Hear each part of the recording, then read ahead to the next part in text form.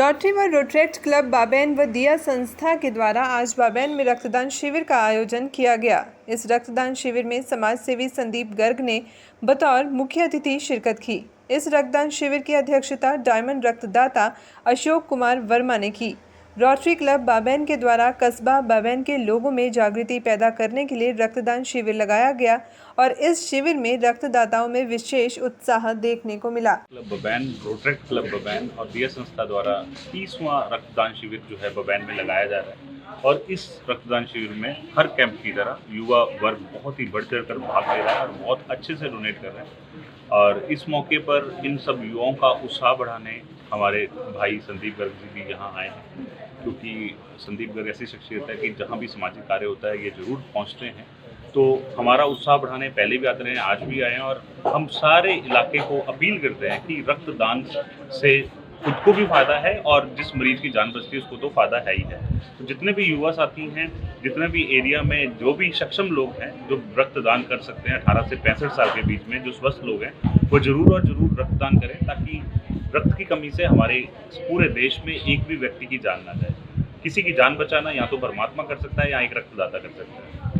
इसीलिए रक्तदान को महादान कहा गया है और इस महादान में आहुति देने, इस दान के भागीदार बनने इतने सारे जो रक्तदानी यहाँ पर आए हैं, मैं उन सबका तहे दिल से शुक्रिया अदा करता हूँ और उनसे उम्मीद भी करता हूँ कि हर बार जब भी कैंप होते हैं इसी तरह बढ़ चढ़ कर आगे भी भाग लेंगे और हमारा उत्साह बढ़ाएंगे।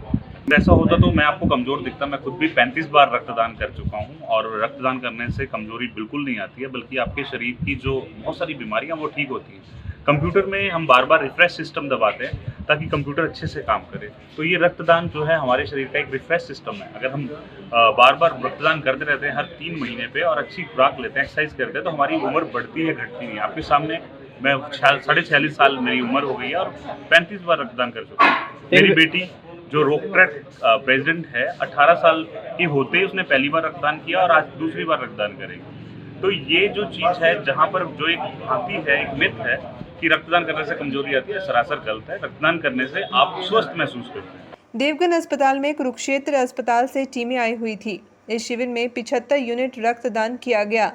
संदीप गर्ग ने कहा कि युवा को रक्तदान जैसे कार्यों में आगे आना चाहिए, क्योंकि धन दान व अन्न दान से भी अधिक महत्वपूर्ण है रक्तदान।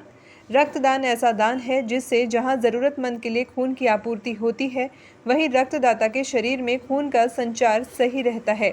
संदीप गर्ग ने रक्तदाताओं को प्रेरित करते हुए कहा कि वे स्वयं भी बहुत बार रक्तदान कर चुके हैं और रक्तदान शिविर आयोजित करना व रक्तदान करना महान कार्य है। हमारे द्वारा दान किया गया रक्त जिस भी व्यक्ति को लगाया जाएगा वह हमेशा हमें दुआ देगा, इसलिए रक्तदान लगातार करते रहना चाहिए। शुभकामनाएं देता हूँ रोटरी क्लब बाबैन को, डॉक्टर देवगन जी को और आज के हीरोज जो ब्लड डोनर्स हैं खासतौर से उनको मैं बहुत बहुत बधाई देता हूँ।